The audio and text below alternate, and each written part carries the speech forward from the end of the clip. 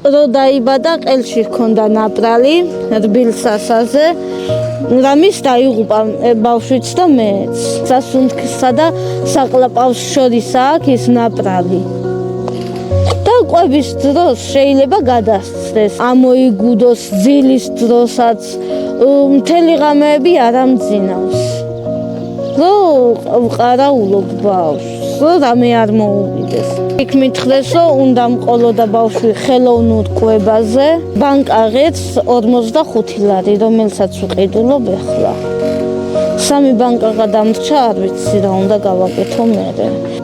ჩვენ ვცდილობთ, რომ ბავშვებისთვის მაინც იყოს საჭმელი და ჩვენ შეიძლება სუმშივრებიც დავრჩეთ. არა გვაქვს სახლი, ვცხოვრობთ მაზლის სახლში, რომელიც ყიდის თან სახლს და შეიძლება დავრჩეთ ღია ცისფერში.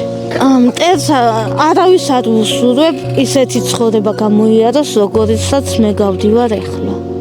ბავშვები ჩემთვის ბედნიერებაა, მაგრამ ამ გაჭირვებულ ცხოვრებაში ძალიან ძნელია.